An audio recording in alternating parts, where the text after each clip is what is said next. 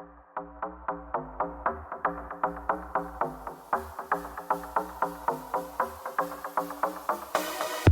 we're back. Welcome back, everybody, to the only podcast on the internet that knows that the wheels on the bus are coming off. Right off that bus, right off a train, some might say, right off that Trump train. Exactly. Yeah. It's tried to stop at the station, but you know what? Now it just sort of skidded into a ditch. Rails covered in the grease of corruption. Man, this metaphor has worked out way better than I thought it was going to. That worked out well. And that's because I'm Dr. Silverstein. I'm Dr. Armshaw. And we're doctors who aren't doctors.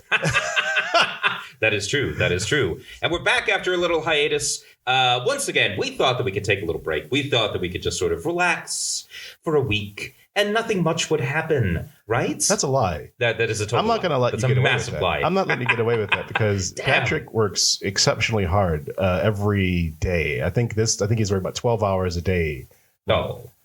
Shucks. What, 6 days a week? It's not 12 hours a day, but it is 6 days a week, actually. But it is 6 days a week. So, and then also we did Thanksgiving here at the Doctors Not Doctors studio last weekend. We absolutely did. And so that threw off all the timings because people were here. And happy Thanksgiving, by the way, to those who are listening. Exactly. Happy Thanksgiving. I hope you had your fill of the traditional American smorgasbord for Thanksgiving, which is mostly, you get your turkey, sure, but everyone's there for the mashed potatoes, the stuffing, and the cranberry sauce. We know what the real deal is, everybody. So yeah, Patrick is absolutely right. Stuffing sides are what makes Thanksgiving. Well, exactly. And it may have been a bit harder this year, given all the tariffs, all the things in America that make it harder to live your life. I mean, now you say that, but I've heard that the Walmart Thanksgiving special cost less than it did last year, as long as you buy fewer things and substitute the generic brands for actual brand name. Which is, we'll get into that in a second, because there is seemingly kind of an issue here with both American and UK economies. Because they're telling you that everything is fine. Trump is telling you that everything is fine, as Biden said that. He didn't say everything is fine, but he said the economy is doing better than you think. I mean, the economy was doing better under Biden. It was doing better under Biden. That is true, actually. That is a fact. That is a provable fact. But it's a provable fact. But let's now shift to the United Kingdom, where it was another big week for a number of reasons. That it was. Because this was budget week. Yeah, which is only secondary in the British calendar to the King's birthday. The trooping of the color. Yeah. Exactly. No, so the budget is a very big political event in the United Kingdom because unlike America, the UK has to have a new budget every year, effectively by law. It is not possible for a government to set a budget in, let's say, 2021 and then just have that budget carry on forever until they decide to change it again, unlike America. Right, where you can sort of have a continuing resolution, where you can sort of just say, we'll do what we did last year. It's fine. And then hope that you can eventually pass a budget. To be fair, though, America didn't used to work like that. No. America used to pass budgets. It used to be a thing that our legislature did because it was a legislature and that was its job. Yeah. Yeah. The important thing to note, at least for America, is that, yes, you can have a continuing resolution, and that's allowed politicians in America to pass the buck and to make slight changes here or there. And that's the cause of things like a government shutdown. When you don't have a continuing resolution in America, then the government has no money. And more importantly, they can't pay their debts. Right. So in the United Kingdom, there is no such thing as a continuing resolution. There are estimates that have to be agreed by the House. And then the other side of that is the budget, where the government basically says, here's how we're going to spend the money and here's how we're going to tax it. And here's how these are the decisions that we've made. Right. And for years, decades and centuries, all of that power, including interest rates, was under the power of the actual government. And in the late 1990s, Labour shifted the interest rate section over to the Bank of England because they made it independent. That's just a little bit of background. I know people don't want to get bored with detail. But, if you want to be a voter. Well, I think what we can say about it, right, is that in the United Kingdom, the budget matters to a large segment of society, because if you are in business, then you are really interested in what the government's going to be doing. You want to know what's going to happen with your taxes. You want to know what's going to happen with government spending. You want to know what the economic outlook is going to be like.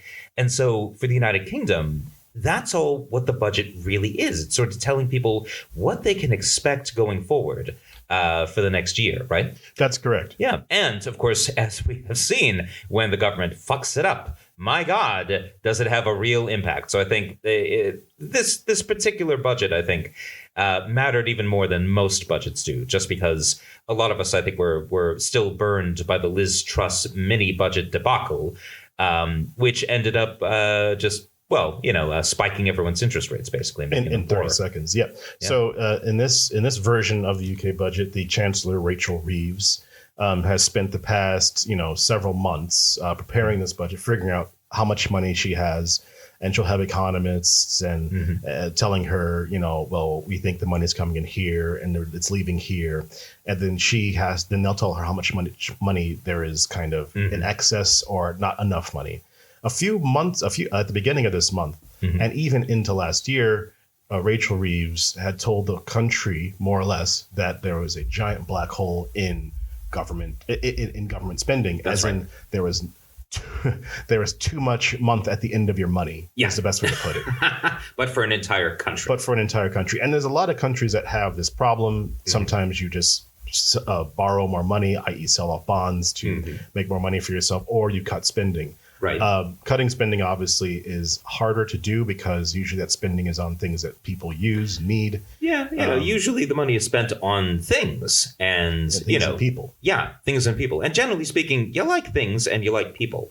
So they both work out well for the economy. Exactly. So she had to make a choice, and so she told the country weeks ago that prepare for tax increases because the economy is not doing as well as we thought it was going to do a year ago.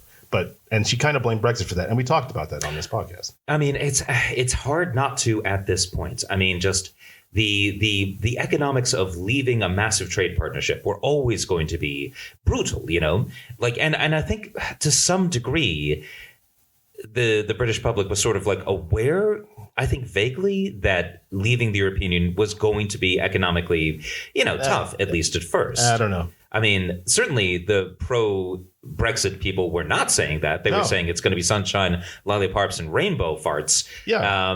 Which, but I mean, I do wonder, how much of the British public really thought to itself, okay, well, we're going to do this and we're going to just suffer for it and have an affordability crisis and everything will be worse for at least 10 years.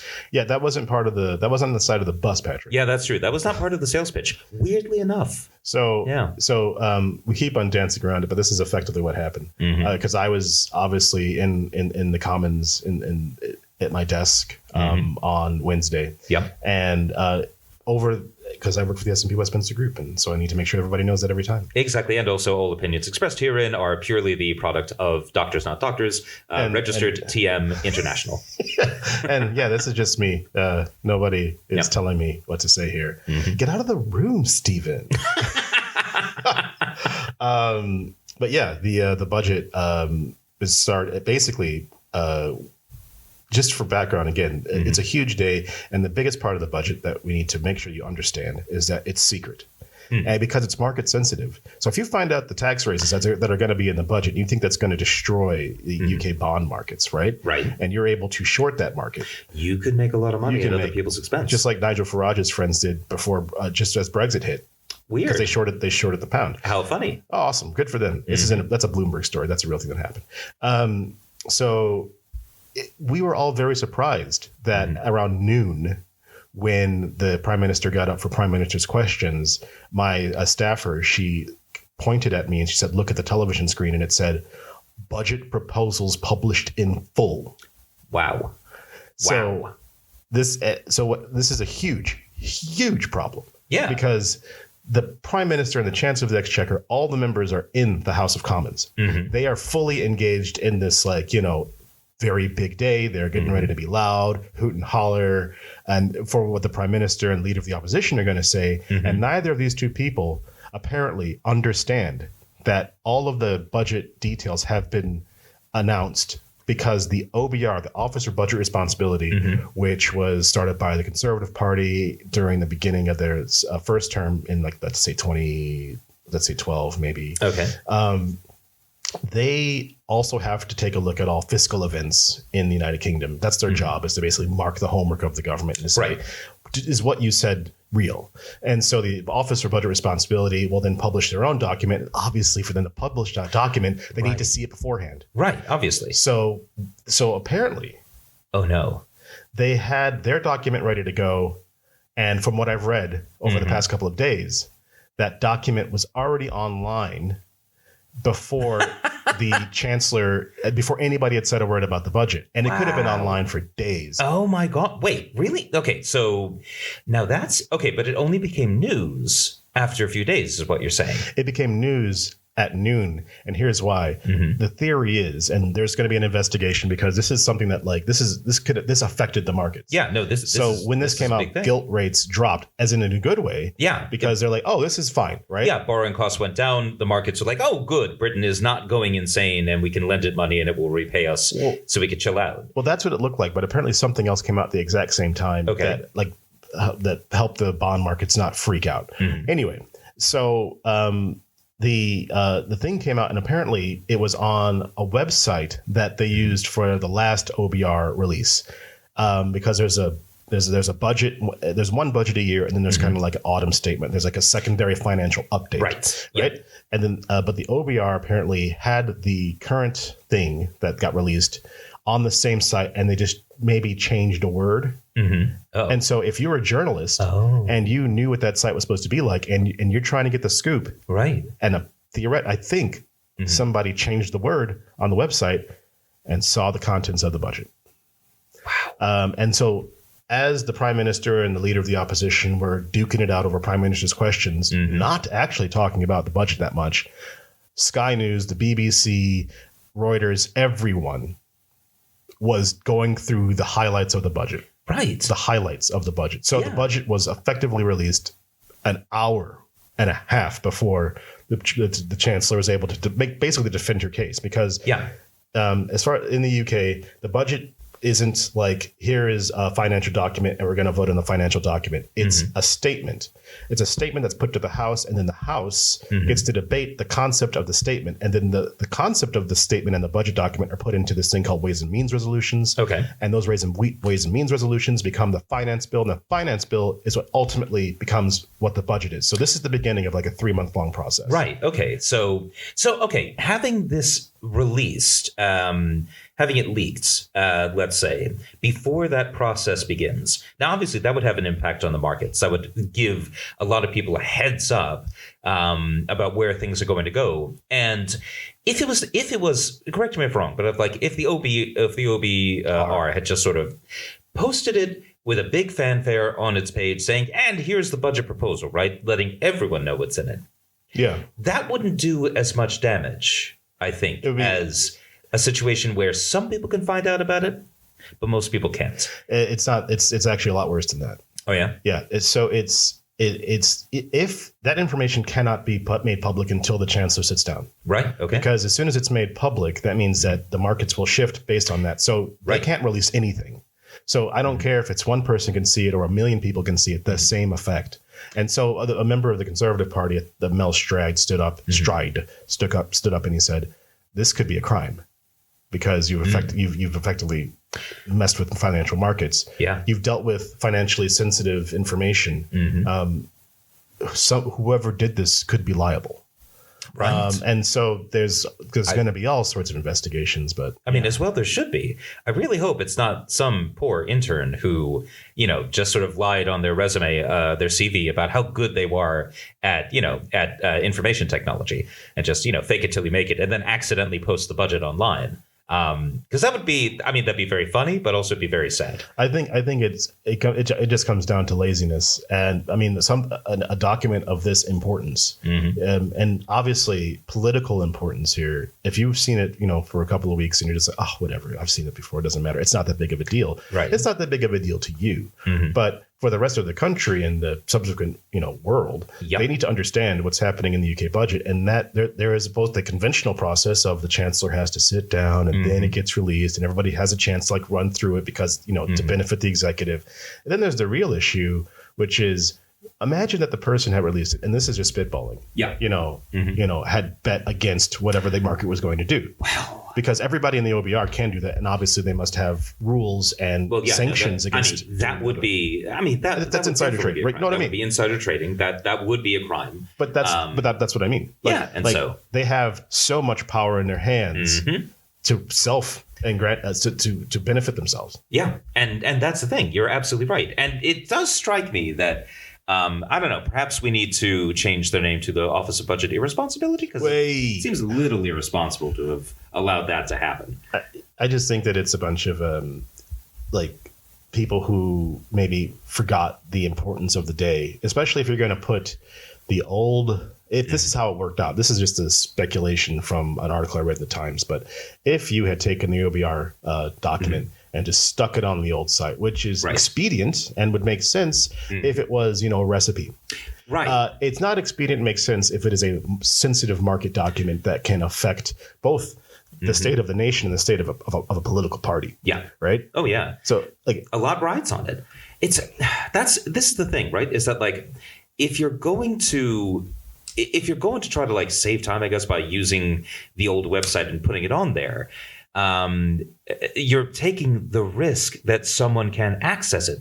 You don't want that to be accessible on the internet until it's supposed to be accessible, until it's there, right? Yeah. You shouldn't hide something on the internet and hope that no one's gonna type in this particular address unless I put a nice link to it or something like that, right? I can see why this is a story. It's a big deal, but it's already started dying down because obviously they eventually started talking about the budget, as we will now talk about the budget. There have been a number of changes. So in this country, again, you don't have to pay taxes until I believe you make more than £12,500 a year. Yep, I believe that's the current threshold. Yeah. Yeah, and so these thresholds normally move with inflation to make sure that people don't have to get caught up in tax who don't normally do that. The chancellor has frozen those rates, which effectively brings a whole bunch of people into tax. Exactly. So it effectively means that we are now going to be taxing very poor people more, which is not. It's not. I mean, okay. So I don't want to make too much of this, right? Because let's say you're someone who made £12,499 last year. Now, on that, you would pay no taxes, right? Because you don't make enough to hit the threshold. But let's say this year. You make £2,000 or £12,501, right? Well, you would only be paying taxes on that extra pound, on the amount that exceeds that 20% of the £1. Exactly, so right? 20 pence. So that'd be 20p. Probably 20p you had plans for, but still. Yeah. But yeah, so it's not. It's going to think that's going to increase hardship on people who can ill afford it. It is the kind of thing that's going to bring in some extra money, from everyone who does pay tax. So it's the kind of thing where you can make the argument that it was necessary, but boy, it ain't pretty, Yeah, I mean, again, I don't think Labor is doing any favors to itself in its description of what's happening, and Kemi Badenoch, the leader of the opposition, has clearly shifted her attack. So what I found most stark about the response from the Conservative Party, and for context, after the chancellor sits down, the leader of the opposition gets to make the response, not the shadow chancellor. Right. So it's the leader of the opposition who has to go at the chancellor because reasons. I don't really understand why. Tradition, dear boy, tradition. Yeah, it's tradition for some stupid reason. Yeah. And she was a bully. Her response was just it was Mean Girls.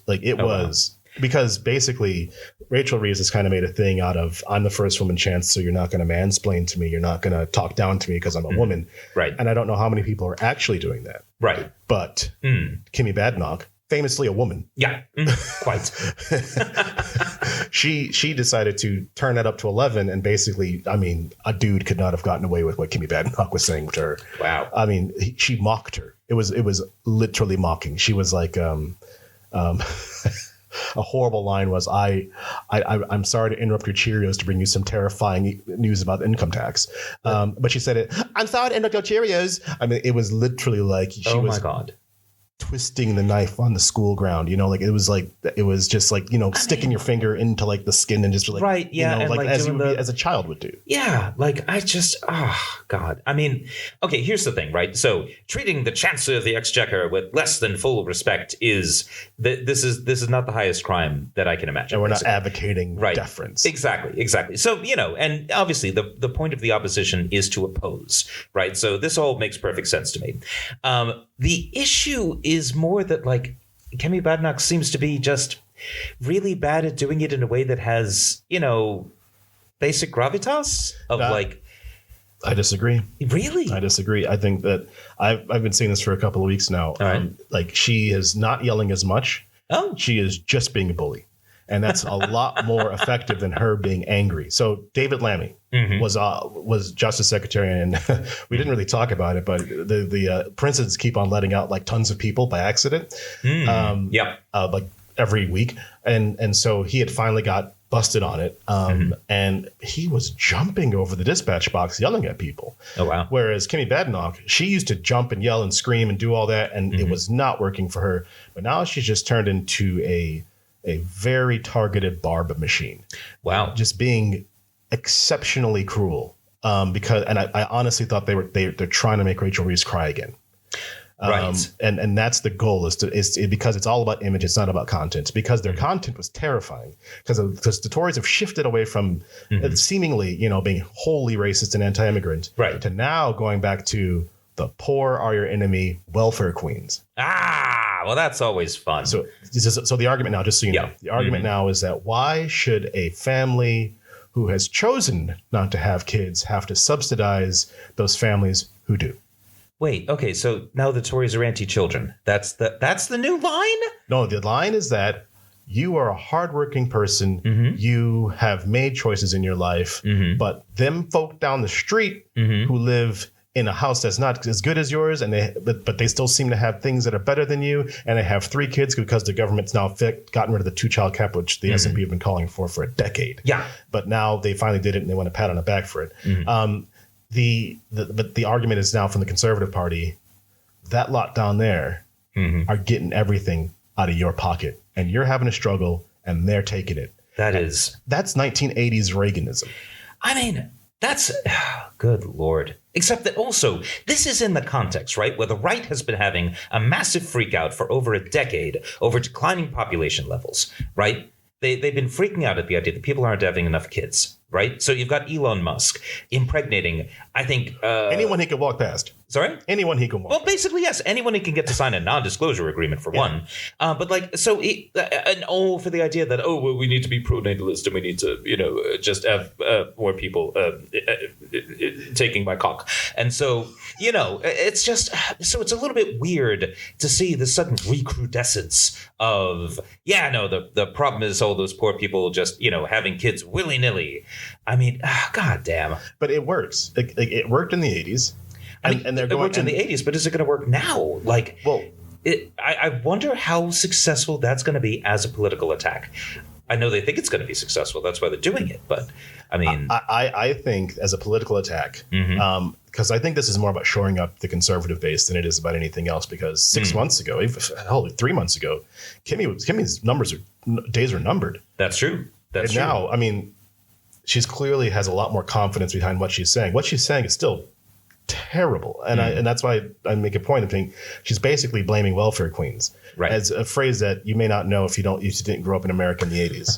But that and the phrase government cheese. Government cheese and welfare queens. But the image that's being produced when you say welfare queens is not a beneficial one to anyone who isn't looking like Nancy Reagan. Exactly. And here you have Kimmy Badenoch saying, effectively, the poor are taking your stuff. Right. And which, again, like if you're trying to stop the slide of your own people into reform, that might work because, and this is really important, I think they care more about money than they care about race because this is a class-based society. Right. And I honestly believe that racism, which does exist in Britain, not as much as it in America, obviously. Well, it'd be kind of hard to beat the world champs on that one. So, exactly. Yeah. But class is totally different. There's a monarchy and a real aristocracy. Yeah. And there's really people out there. Yep. And we have the modern aristocracy of tech barons. That's true. And the old aristocracy who got their money in the literal Agincourt and exactly, right? earls and stuff, right? So, you put all these people together, things together, I think, it goes back to the poor taking their stuff. I think that might work. But that's the thing. You make that kind of appeal. You're not appealing to the tech barons because, they have squillions. They're really not worried about, losing their money. I think that kind of appeal you're making to, people who are struggling, people who are, they are employed, they are working, they are suffering from the affordability crisis, and they want to know what's causing it because they would like it to stop. Yeah. But that's the thing. I think in the current political climate, right? I think most of the people who are suffering from the affordability crisis, there's been the attempt to blame it on migrants coming here, and that's why rents are so high, and that's why, doctor's appointments are taking forever, and there's I could see why trying to blame it on the poor's taking all your money through taxes and whatnot. Yeah. I could see that being the argument, but I feel like it just makes so much more sense to say, well, no, it's tech barons.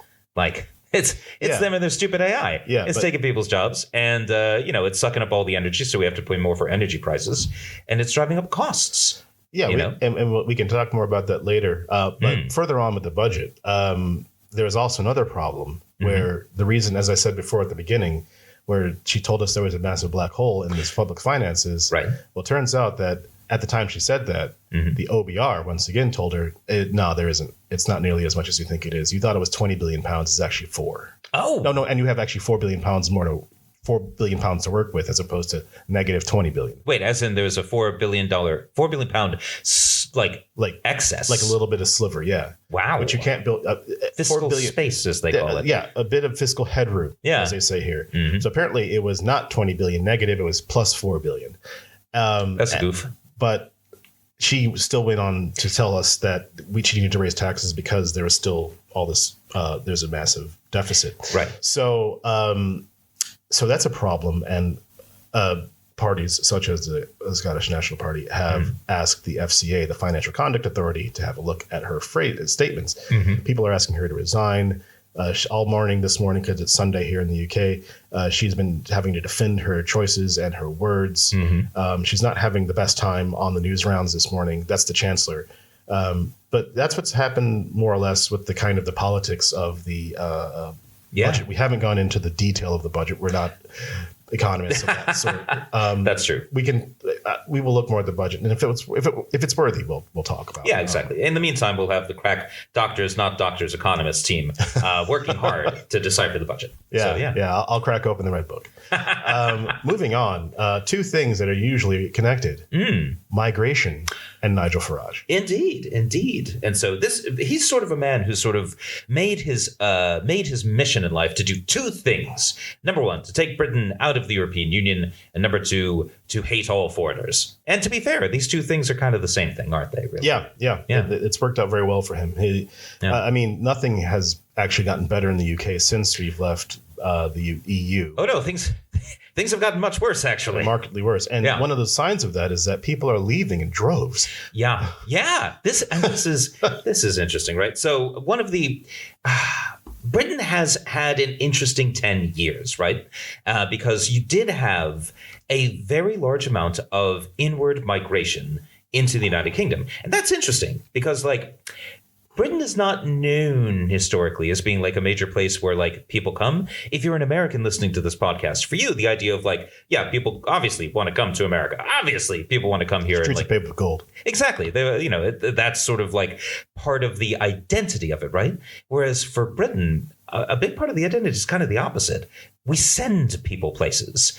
There's a reason why so many people in America speak English, and why so many people in Australia speak English, and New Zealand. And, the fact that the Indian Republic also has English as one of its main languages. There's been a lot of English people moving around the world, is what I'm saying, right? Yeah. So, like, I think one fact that I learned relatively recently, which is still kind of shocking to me, is that the population of Great Britain in the 1930s was not very far off the population that we have today. And it's because of outward migration. Yeah. Yeah. So what's interesting then is that I think Britain suddenly finding itself being like a source of inward migration at a very large level. Like I think after COVID, it ended up being like, I think a net million person increase, I think in like 2022. Possibly 2023, but so that's, we'll see if that's a thing. Yeah, it's a large number in a country whose identity wasn't sort of based on inward migration as like a thing. Now, that is not to say that there were not people moving into Britain. There absolutely were. Look up the Windrush generation if you are unfamiliar. Yeah. But yeah, and the fact is, Britain has become a much more multiracial, multi-ethnic, and even multicultural society. Food's better. Yeah. Oh, the food is so much better. Oh my God. The jokes about British food that I grew up with in the 1980s were doesn't exist. Right, exactly. Because you can get pretty much any kind of food. I'm not gonna no shade on Spotted Dick, but like some shade on Spotted Dick. Yeah, some. Yeah. And also you named it that. So so what we find interesting now is that people are leaving in droves and apparently over the past 2 years, net migration, the number of people who've come in versus the number of people who have left, it's dropped down to about 204,000 people who have effectively come to the UK. Yeah, so this is effectively on the order of an 80% drop. An 80% drop down from its peak in 2023, according to the BBC. So we need James O'Brien said something, and I probably need to verify it, but he's got good people researching for him. Something like every 100,000 people that leave, we lose £1 billion in tax income. So wow, that's an issue. So you don't want a country that doesn't have any migration. I mean, obviously there's tourism, but also you want people to come in and make this their home, like we have. But you want doctors, nurses, hell, ship captains, gardeners. As somebody who was recently in and around the NHS, you need every person you can get to help with that massive organization. People who are qualified. So to have people saying, and this is an interesting thing about these figures over the past 5 years, I have seen more ads from other English speaking nations to attract people away from the UK. I saw an ad from British Columbia. If I can find the picture, I'll put it on. I'll put it up right now. And it was just this picture of, are you a doctor in the UK? Does it suck right now? Have you heard of Canada? We speak the same language. You'll make more money, and you'll have to deal with all the nonsense. And it's pretty close to what you're living with now. There's a parliament. There's a prime minister. There's even a governor general. You can think of her as the queen. But you don't have to put up with what's going on in your country, and we'll pay you more, and you'll get a bigger house. I mean, it's just like in the 1960s, I believe, when America just took all the geniuses from Britain and said, "Do you want to live in Florida, or do you want to live in not Florida?" As someone who grew up in Florida and moved to not Florida, that ad would not have worked on me. Yeah, that's all I'm saying. You were the exception as opposed to the trend. So that is an interesting thing, and so it makes it interesting when people say, like Nigel Farage, who say, "Oh, there's too many people coming in, the small boats, this, that, and the other." But some people call him racist for saying stuff like that. And we've been called, we're not nice to him. But apparently other people have called him racist this week as well. That's true. And that's really quite interesting. And what's been okay. So the story is, of course, that some of people who knew Nigel Farage when he was in school have come out and said that when Nigel Farage was in school, he was pretty aggressively racist and a bully, and not in the sense of, oh, well, it was a different time back then and everyone was like unthinkingly racist and said things that wouldn't be acceptable today. What they're saying is, oh, no, he was bad for the time. Like, for the time, he was exceptionally aggressive in his racial animus. So it's very interesting, basically, because the Reform Party has sort of a pattern of every few months saying, oh, no, how did it turn out that this elected member was a Nazi? Oh, dear, this high-ranking member of our party has said something fantastically racist. Oh, no. Obviously, this is not, they didn't mean to say that. We had no idea. And my God, why does this keep happening? Because it does keep happening. And not just with the Reform Party, but also with the Brexit campaign and also with UKIP back in the day. So all of which are effectively led or had a huge influence by Nigel Farage. Exactly. So the fact that Nigel Farage has apparently a history from quite young days of, being outlandishly racist, this does make it a lot harder to just sort of say, okay, well, anyone who says that, people who are, leading the, leading reform or whatnot, that they're just activated by racial animus instead of having serious and legitimate questions about migration. I mean, it makes it a little bit harder to say that that's what's going on when, again, they keep finding Nazis in the woodshed. I think it's important that not everybody, just like not every MAGA person who supports MAGA is down with the core of that nonsense. Absolutely. But the people who rise high in his party, and including people like Nathan Gill, who was the leader of reform in Wales, who've now been served a 10-year jail sentence for taking Russian money to spout nonsense about Ukraine. Funny that pro-Russian talking points in the European Parliament. These people just tend to consistently arrive in Nigel Farage's orbit. Now, just to give you an idea of what he has been accused of saying back in the day when he was at Dulwich College, a private school. Which is just down the street from me, actually. And it's a private school, lovely regular, everyday school. It's not. He would apparently say Hitler was right to Jewish kids. Now, to be clear, when was this? What year was this? It was in the late 1970s. Late 1970s. Okay. Because, I kind of feel like the last moment you could say that without being an explicit, rampaging Nazi is sometime around 1919. Before the whole beer hall putsch and all of that, when, Hitler may have said, man, this particular beer is tasty. And then he could say, man, yeah, that Hitler guy was right about that. And literally that was the last moment. Everything after then, nope. Everybody knew what was going on, specifically if you lived in a country that was severely bombed by the Nazis. He would also come up next to Jewish kids, according to this article, and make a hissing sound. Like gas. How funny. Gas. Now, what a funny guy. Now, he declares that this is not real and that, he's been struggling this week to try to combat these claims. But effectively, he's been saying, if I have ever, I was never intentionally racist. Oh, which means he knows that there's enough evidence that he absolutely did it. And he also knows that he's not going to be able to bluff his way out of it, say, no, it's all nonsense and lies. This is all slander and I'll sue. He knows he can't do that if he's saying, I never intended to offend anybody, right? It also means that he doesn't think that the Reform Party is ready to go full Nazi on this. Well, I think it's full racial abuse. And he says, I never directly, let me see, he's quoted here as saying, he's never directly racially abused anybody. Directly racially abused. Are you a racist? No. Are you a racist? I've never directly been racist towards a person. I may have been overtly right. But it wasn't to a person. Fine. It's about two groups of people. All of the WAPs. Not any individual Italian person. It's fine. Yeah, I mean, we have an issue. Well, he has an issue, and how do you? How does he work his way around it? I don't know.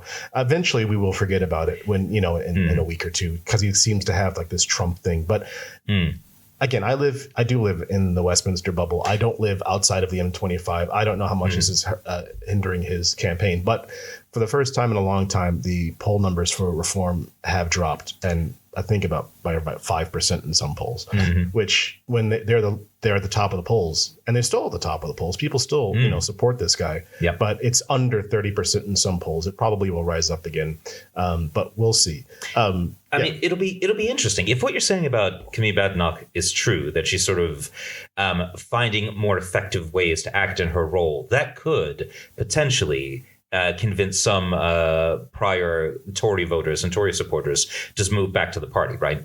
Or don't leave. Right. Or, well, not to leave, but also potentially to like move back from reform. And if so, that is bad news, I think, for Nigel Farage. And I think the real danger for him isn't so much that like people say, wait, the guy who is in charge of the organization that consistently employs racists might be racist. Because, I mean, I think we kind of all knew, I don't think that's news to anybody per se. The problem is that he's having to spend all of his time talking about it. He's having to spend all of his time like sort of and giving mealy-mouthed things like I never intentionally directly racially abused a person.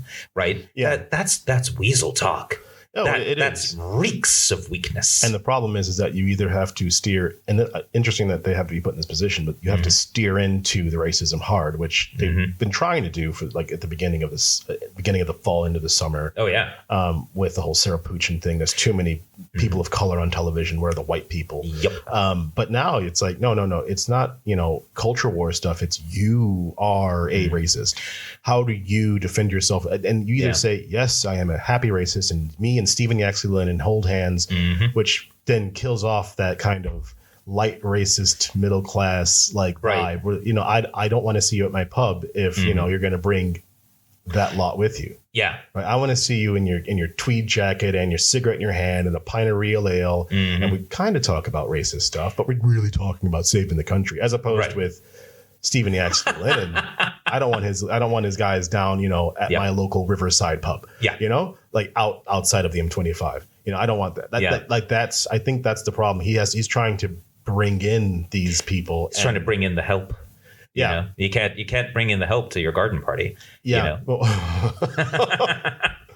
Oh, that's okay. That's I might be going a bit far with that, but no, I'm happy with how I phrased that. Well, that's it.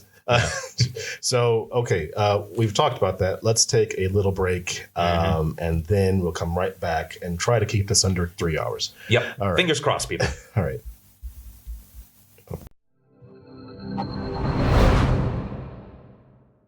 And we're back. Welcome back, everybody. It's time to turn our attention from this sceptered isle. Indeed, the sceptered isle, this jewel of the North Atlantic, and instead stare towards the New World, full of new problems. And are they new problems, though? I mean, well, a new explosion of old problems. Let's put it that way. There you go.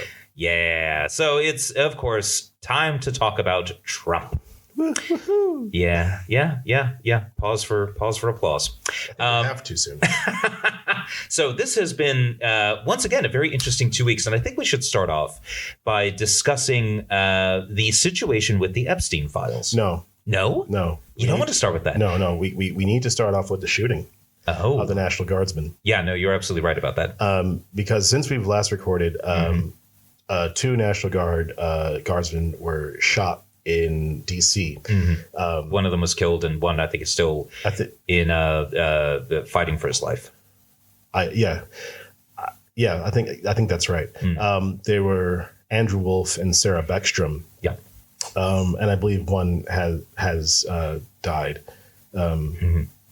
But the important thing here is that first off, a person had driven across the country who was an Afghan national who had just recently received asylum status from the Trump government. Yeah, in April, I believe. In April of this year, and came in under a Biden program because a lot of Afghanis helped both America and the UK in the 20-year-long quagmire that we got ourselves into and never figured out a way to get out of. And then Trump made a deal during his first term with the Taliban. Yeah.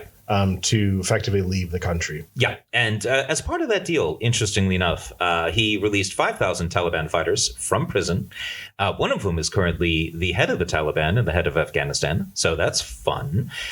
He also withdrew, I think, from 13,000 troops. He drew it down to about 2,500, something like that. I wouldn't know. Yeah, so it was kind of a big deal as far as radically decreasing the number of U.S. troops on the ground, and also, one might argue, radically decreasing the ability of the U.S. troops to defend themselves and to manage the pullout that happened later on under the Biden administration. And of course, that pullout was famously not great. It's famously chaotic. Yeah, exactly. It was bad. It was because it had to happen very quickly. It was like what I assume Saigon must have been like. Well, basically, yeah, because I think the idea was in the same way that there was the assumption in the 1970s in the United States that, okay, we'll stop supporting South Vietnam and whatnot. It'll take them a few years to lose, but then they'll lose. But in the meantime, we'll have peace with honor. It's all fine. And then it just turned out that the North Vietnamese army was like, oh no, we're coming in, boys. And all of a sudden everyone had to get the hell out of Hanoi. And the same thing not Hanoi, Saigon. And the same thing effectively happened in Afghanistan. And there was the country collapsed. The country collapsed overnight. And the issue was that people who helped the United States and helped the UK and helped not the Taliban, they were still there. And the Taliban felt a certain kind of way about that. Yeah. And more to the point, knew who they were. So the United States must have created a program to bring people over who helped us out to save their lives. Yeah. And this person, apparently as part of that program, apparently worked for the CIA. Yeah. And drove across the country to commit these crimes, which is wild and heinous. And it's it's going to be the subject of a lot of investigation for the foreseeable future. And what's really interesting here, right, is that immediately after the shooting, the Trump administration and Donald Trump himself claimed that this was all the fault of Biden, bringing him in and doing no vetting whatsoever. And this is all therefore entirely Biden's fault. And then, of course, it immediately turned out that while he had come to the United States under the Biden administration, he'd only received official asylum in April under the Trump administration, and that the vetting had been carried out and it had found nothing. So if there is, we still don't know why he did this. We don't know why he drove and shot and killed and attempted to kill the second guardsman as well. But if there is an ideological motivation, then apparently that ideological motivation started after he had moved to the United States. Either that or the vetting process just failed completely and there was red flags that they didn't find, or maybe the red flags have just been successfully hidden. We're right now we don't know, and we hope that the second guardsman does. I think Andrew Wolf. We hope that he survives. Because unfortunately Sarah Beckstrom did die of her injuries. So I guess we'll keep you up to date and see what happens with that. It's wild. Now I believe we can turn to the Epstein Files. Well, okay. So let's on to lighter fare. Yes. And boy, does it hurt my soul that that's the lighter fare.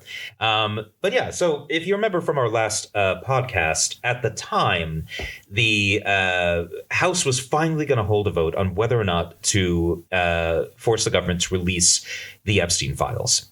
And at the time, Adelija Grijalva, Congresswoman of Arizona, had just been sworn into her seat after winning her special election. She provided the 218th vote for the discharge petition to force a vote in the House. And so after months and months and months of stonewalling by Mike Johnson, the Speaker of the House, the House was actually going to have a vote. And at the time, a lot of people were saying, well, okay, so if this passes, it still has to get past the Senate. Yeah. And then the president, Donald Trump himself, has to sign it. And if he vetoes it, then you need 2/3 in both the House and the Senate. And so this isn't going to go anywhere. This isn't going to get through. And I will pat myself ever so slightly on the back because my read on it at the time was that the rumblings you were hearing from Thomas Massey, who is the Republican who spearheaded this push, right?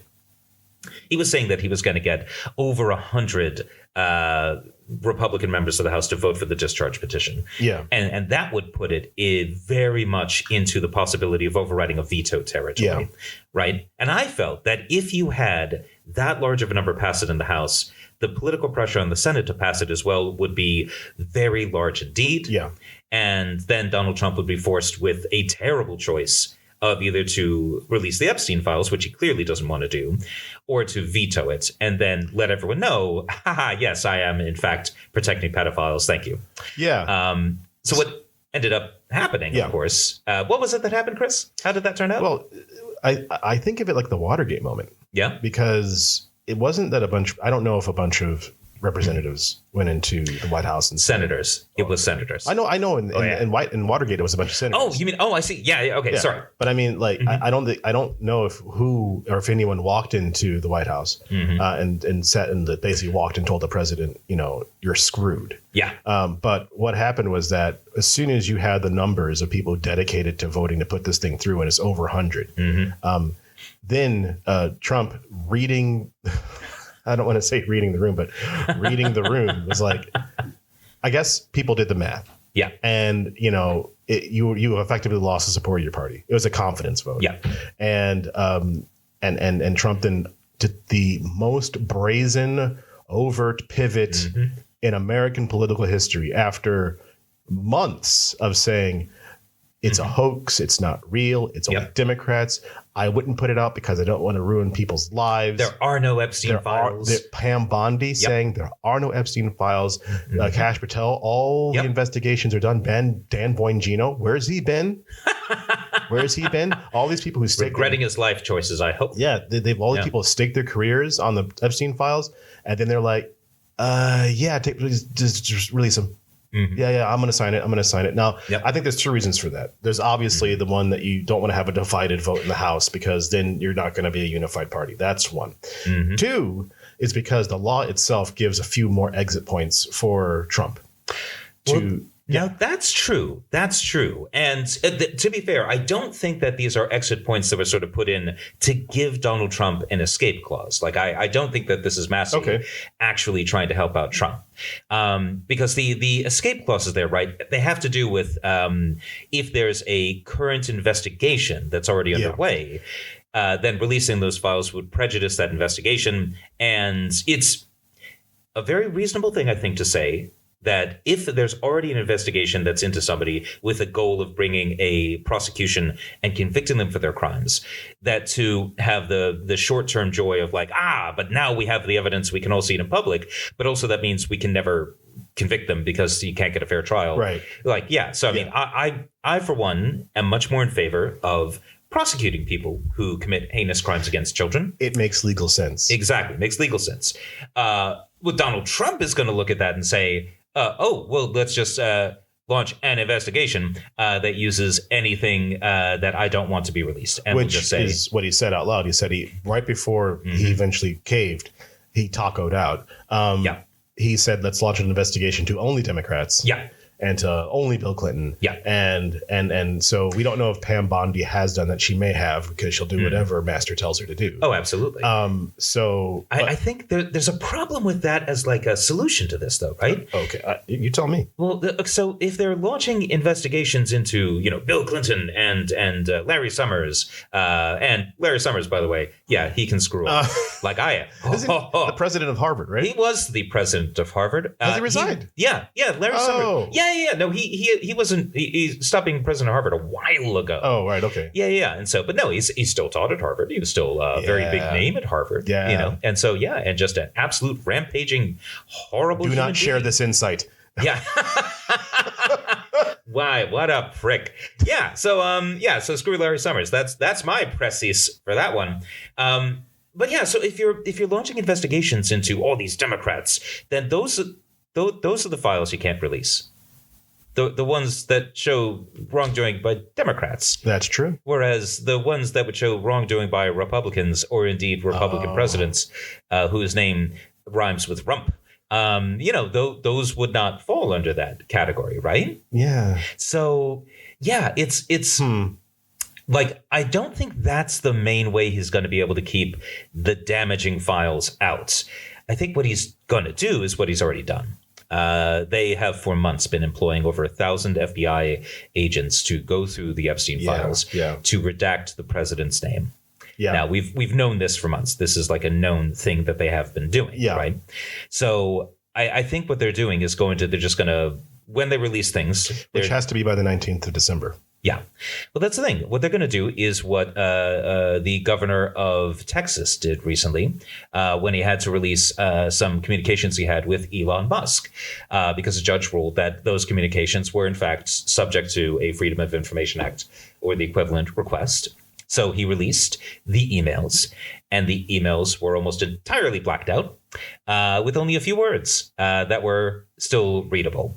I think that's basically what the Trump administration is going to try to get away with. Which isn't going to work. No, of course it's not going to work. You're going to put out this, he's going to put out this, like, we've done it. We've released the Epstein files. Yep. It's a full-on black page. Yeah. Like, from top to bottom, no white. Mm-hmm. He's just giving black construction paper and just like, you're welcome. Yeah. But it has one word, Bill Clinton. That's it. Exactly.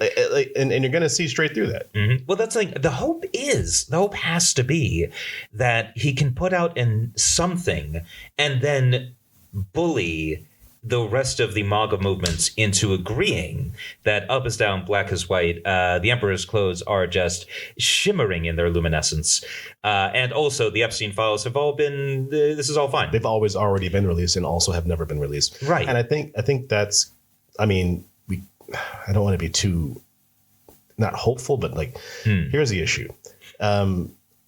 Marjorie Taylor Greene resigning next month. Oh yes, she's resigning in January. Yep. She's had basically a month and a half, maybe 3 months of attack from the MAGA movement for not being 100% loyal to Trump, and she's like, no, thank you. She's also taken her $25 million that she's earned while she's been in the Congress via excellent trading strategies. Wow. Excellent trading strategies. Amazing how that works. And, she, and apparently there's a rumor that she's leaving because, or resigning because Trump wouldn't back her for. Her run for governor. For governor. And so. Yeah. So you have that. But apparently there are tons more coming to leave because they don't like. The stories go that these Republican members of the House of Representatives do not like the way that Trump is treating them. And I will remind them that they are letting him treat them like that. Oh, yes. Much like the members of the Washington Press Corps who have no problem with their fellow reporters being called piggy and stupid by a man who is putatively a grown-ass adult. Yeah, exactly. People who keep their mouth shut by and large. Yeah. When their colleagues are attacked by an immature man boy. So if he tries to pull this nonsense, I think it'll just expedite the departure, the fleeing, the retreat from the weak MAGA guys in Congress. And also, as you pointed out, and you want to continue to point out, the coattails of Donald Trump are not nearly as long as they used to be. Yep. They're only 36% long. Yeah. As opposed to being 49% long. This is the thing, right? Is that like Donald Trump is not popular. He's never been popular. Like the best he has ever done is in the 2024 election when he got slightly less than half of the voting population to vote for him, right? Yeah. He's never had the support of a majority of Americans, right? So his ability to sort of like to threaten and persuade has been very much not built on, overwhelming popular support, but instead been based on the idea that MAGA is a movement. MAGA will do what he says. MAGA can destroy any Republican politician that he tells them to, and that MAGA will protect you if he tells them to. Right? Yeah. So again, the fear of being primaried. Exactly, right? And the problem for him is that MAGA is starting, as you've put it, they're starting to splinter. There's starting to be just too many contradictions that are pulling at the basis of this coalition. And so, for example, right, we have Donald Trump now declaring a no-fly zone over Venezuela while stationing aircraft carriers outside and blowing up civilian boats in the Caribbean. So if you are someone who convinced yourself that Donald Trump was the pro-peace candidate. Yeah, which he campaigned on. The anti-interventionist candidate, the guy who wasn't going to get America stuck in stupid wars, right? Yeah. Then you're looking at this and you're like, am I taking crazy pills? What the hell is this? Yeah. Right? So, and if you're someone who, thought, Donald Trump, he's going to bring back prosperity. He's going to, supercharge the economy. I'm going to get rich. This is going to be great. And you're looking at all the tariffs and prices going up and, the American economy kind of sputtering and possibly on the brink of recession, especially if the AI bubble pops. You're thinking to yourself, what actually the hell is this? What is happening here? Yeah. So his problem is that what keeps that coalition together is belief that he is going to win. He is all conquering. He is inevitable, right? Yeah. His aura of inevitability is gone.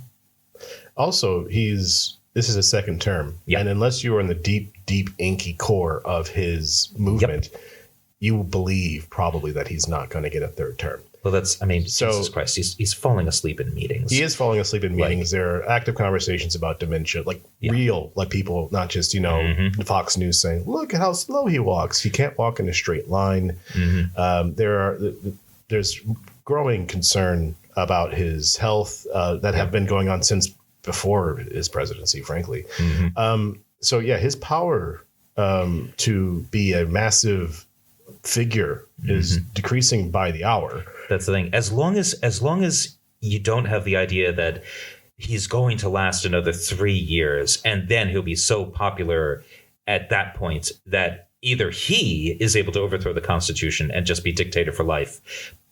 But even if so, how long is that life going to be? Quite frankly, he's not looking so hot. Or you think that his movement is going to survive him, and therefore you need to be on the good side of that movement, right? This is the kind of thing that makes people give in, that makes people cooperate, that makes people collaborate.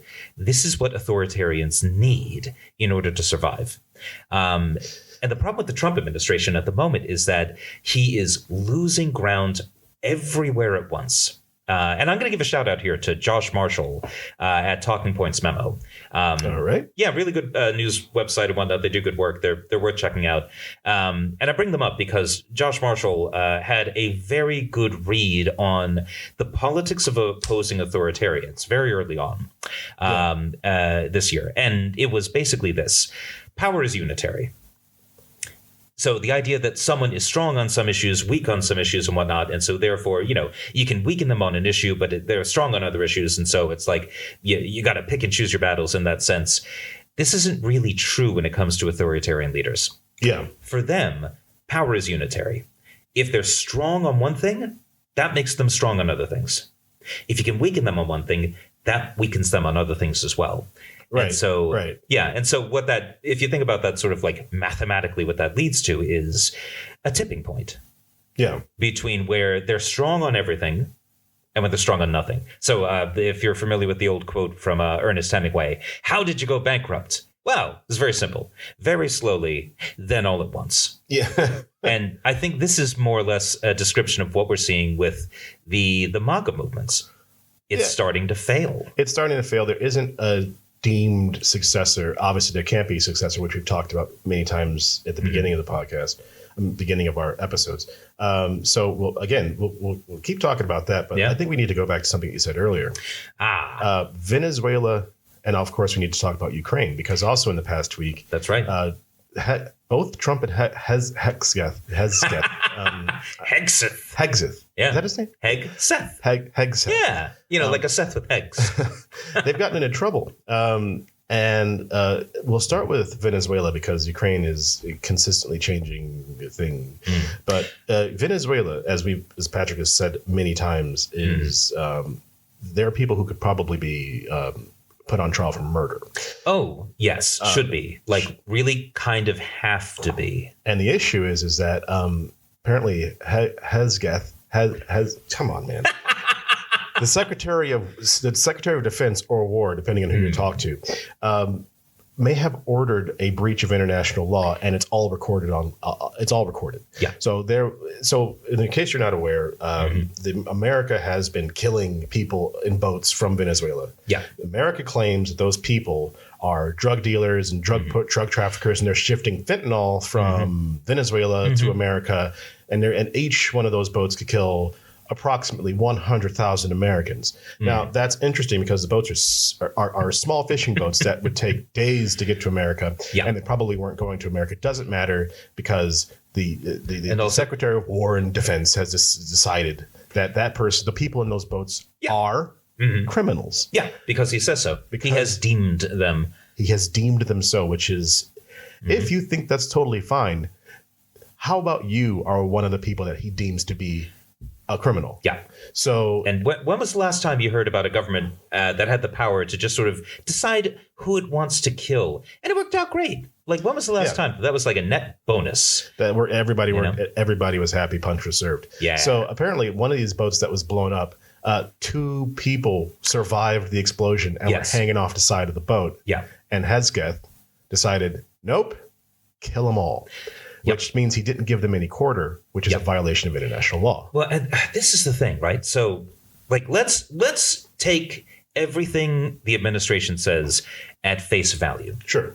That these were all narco-terrorists who were all smuggling fentanyl into the United States to kill American citizens, presumably by leaping on people and sticking fentanyl into them somehow without their consent. I don't know. I don't know how. The majority of which comes from China. Yeah, exactly, and through Mexico, through Mexico, yeah, not through Venezuela, which mostly exports cocaine to Europe. So yeah. So obviously this is great. But let's presume everything they say is true. Then they're committing murder, because if everything that they say is true, then these are drug traffickers who are civilians, and you kill civilians, and that is murder. Now, they're claiming that somehow there's a state of war, but that's not true because Congress declares war, and Congress has not declared a war in this case, and there is no authorization for the use of military force. So, like, their claim rests on the idea that the president has the inherent authority, right, to be able to order the military to do things. And somehow this extends to blowing up narco terrorists outside of U.S. borders, which I don't know any actual lawyer who is not a shill who would agree to that. And that kind of puts in the point that the MAGA movement's lawyers are terrible. Oh, yeah. So, I mean, they're not there to practice the law. They're there to create space for the will of the executive to be done. If I can quote ever so quickly from Better Call Saul. Okay. You don't need a criminal lawyer. You need a criminal lawyer. You need a criminal lawyer. As a quote from that show. So that's what's going on. And the other issue with Venezuela is as we get more and more in personal feeling here, more and more closer to the release of any kind of Epstein files, because in my opinion, if they put out the redacted copy, I think there'll still be leaks of unredacted copies. Oh, there absolutely will be. Because people have already talked about, what they've seen in them. So if you've seen them, then maybe you've taken a picture of them. Yep. All you need is one person to say, yeah, that stuff is not real. But what I'm also wondering is, like, basically Trump has parked the U.S. Navy off the Venezuelan coast. And does he try to start a war with Venezuela? Because I'm going to go a little bit in a circle here. Yeah, go for it. So Gaza, bombings are still happening in Gaza. Yep. Israel's still dropping. Hundreds of Palestinians have been killed since the ceasefire started. Yeah, and yet people still say there's a ceasefire. Yeah. Why is there a ceasefire? Because Palestinians aren't fighting back. Yeah, exactly. As soon as the Palestinians fire back, well, that's when the ceasefire is broken. That's when the ceasefire is broken, not before. No, but Israel obviously has the right to kill civilians whenever it deems it necessary, because that's apparently what governments can do now, is just deem people killable. But so one side gets to do something, other side has to take it. So when America starts if if America starts attacking Venezuela, do we do nothing? Do they do nothing until they how do they respond? And it isn't going to be bad until they respond. Right. Like America, well, we'll see how, Barry Weiss decides to cover this over at CBS. But, if this thing happens and America starts, bombing drug targets, which has never really happened before. Right. Because you leave the locals to deal with drugs. Yeah. But also do you start a war to distract from Epstein? Oh, Donald Trump will absolutely start a war to distract. That's what I'm trying to get to. Oh, 100% he'll do that. Yeah. It will not work. The polling is brutal for him on this. Do you want to know what percent of Americans are more or less in favor of, the potential for military action against Venezuela? Oh, let me know. It's like 30%. Just like his approval rating. Yeah. Do you want to know what percentage of people are against it? Go ahead. 70. There's no one on the fence about this. This is really a situation where, the vast majority of Americans have no interest in going to war against Venezuela because why? What? And if they see this in the context of a bunch of over-redacted documents from the Epstein Files, right? Yeah. It's not going to be hard for the vast majority of Americans to put two and two together. And I think that backfires on him. Okay. Let's move on quickly because I know we've been here for a while. I do have one more thing I do want to mention actually about the Hegseth situation. I'll allow it. Thank you. So the Washington Post story that came out that revealed that Hegseth had been the one to order kill them all. And that was the phrase he used, which is fantastic. And this was, by the way, the very first boat. That's the first boat. That was the first one. Okay, yeah. The first one they blew up. We talked about that months ago. Yeah, I know. So so this is this story that came out. Obviously, Hegseth responded to it by saying that this is all defamation and slander and a hoax, and this is just the media, which is the enemy of the people, trying to destroy, et cetera, right? But he didn't actually say it was false. That he hadn't done it. Yeah. Instead, he started also saying that they were all narco terrorists and whatnot, and everyone who was killed, was absolutely an enemy of the United States, right? And what's very interesting about that is this. Okay. The Congress is actually opening up they're opening up a committee to look at it, to actually investigate it. And the head of that committee is Roger Wicker, who is a Republican. Because, of course, the Republicans control the House. Right, of course. And he is talking about it as this is a really serious thing and we need to investigate this.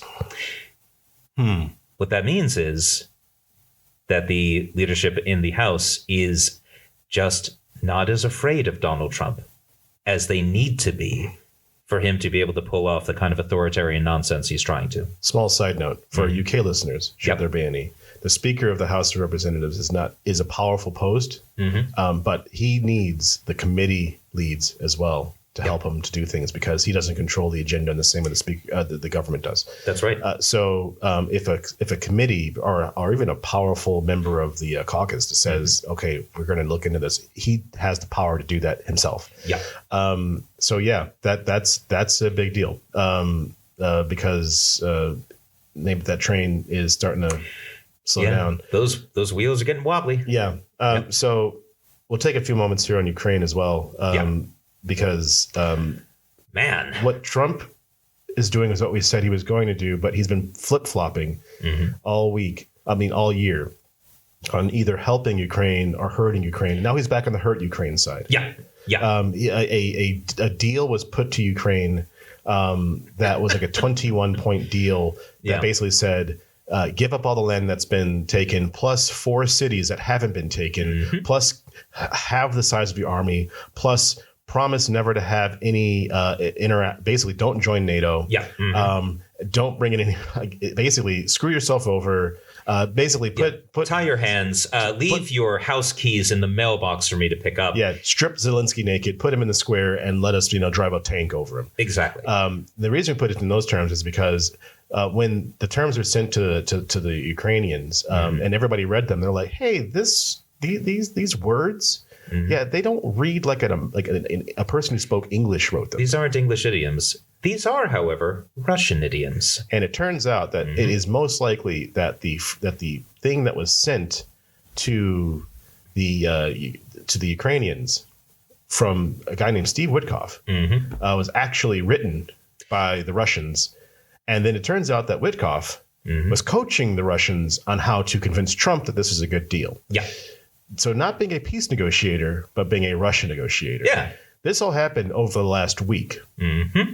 Now, yeah. And basically, like everybody who's not a Russian plant was horrified by this, because this is basically it was a Russian wish list. This wasn't a serious, let's come to the table and let's all agree on a way to end the killing. This was surrender without any. This is unconditional surrender. It's unconditional surrender. It's screwing over Ukraine. It's basically making Putin, the victor, having slaughtered all these people, and making Ukraine basically have to eat shit because they defended themselves, because Trump wants a peace prize. Yeah. And I have no idea how anyone could have convinced him outside of the Russians and Steve Witkoff that this is going to be a Peace Prize worthy event. I mean, I don't think Donald Trump is really. I don't think he's even capable of thinking about things rationally at this point when it comes to that. Like, I think for him, there's literally just, who is it who complimented me last? Who's given me something shiny? Who's dangling something shiny in front of me that I can take, like a multi-billion-dollar deal on raw resources and whatnot, and minerals with Russia, So, I mean, I think he's just an incredibly corrupt old man who has no time for anything other than demolishing the White House to build his fucking ballroom. Like, I don't think that Donald Trump is really, like, I don't think he's running things exactly. He's not a grand strategist. He's definitely not. But I think more to the point, I think like there are parallels between how he runs his White House and how Hitler ran his government. And I don't mind that in the sense of like, and Donald Trump is Hitler. Although, to be fair, he is building camps.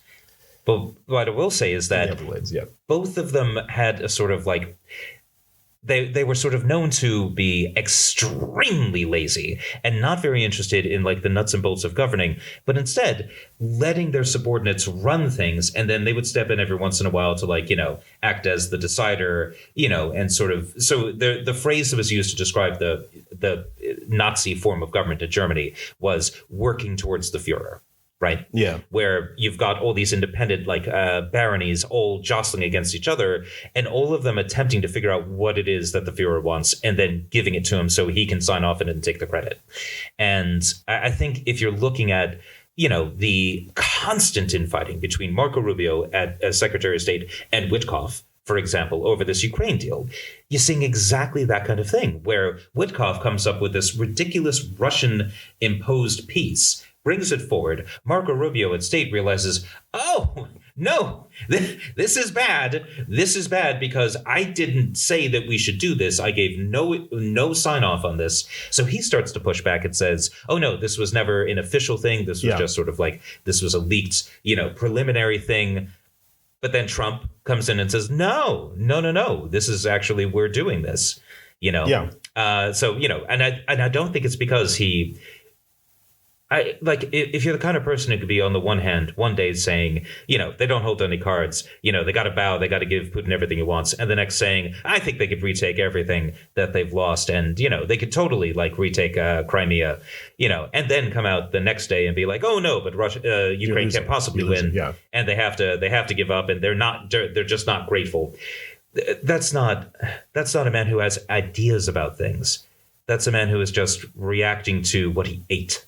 Yeah, no, he's reacting to the last thing that he saw, and it's the problem is that he's playing with people's lives. Oh yeah, and he's also playing with you stuck Steve Witkoff in there, who was a real estate dude. Yeah, against Vladimir Putin and the defense of the foreign affairs secretary guy, who was terrifying. And these are very serious, dangerous people. And you're just sitting in some dude who's like, hey, I built some places in New York. I know what I'm talking about. Come on, guys, come on. And they're sitting there. They know where you live. They know what your wife's favorite deal is. They know what the fucking underwear you wear, right? Yeah. And you're sitting there like taking exactly what they say and handing it off to the president. I mean, like it is not even checkers and chess. It's Go Fish and Warhammer. it's I like that. That's quite good. And yet, this is the world in which we live. As we get to the end of, what we're talking about here, as we get closer to the end of what we're talking about here. That's true. There's so much more we could be talking about what we don't have the time to. Yeah. For example, the 7 senators who sent out that message saying do not follow illegal orders. Oh my God. How did we not make that? Oh, yes, that's right. Because we've already gone for like an hour and a half at this point. Well, we will come back to that. That's a huge story. We will go back. We will come back to that maybe next week. But a lot of the right wingers on Twitter are trying to blame these guys for what happened to the National Guardsmen. It's disgusting. That is absolute obvious nonsense. Yeah. I think that, we've covered a lot today. And I don't know how much of it's going to make it through there the entire time. I'm just checking my notes real quick. I think that we could probably call it here. I think unless you have anything else you'd like to say, because it's only been, well over an hour. Oh, really? Okay. Now, in that case, I'm gonna hold fire for the moment. I don't know. Maybe we'll add in a few shorts here and there. But yeah, no, the world is big, and there's always more of it to discuss than we have time.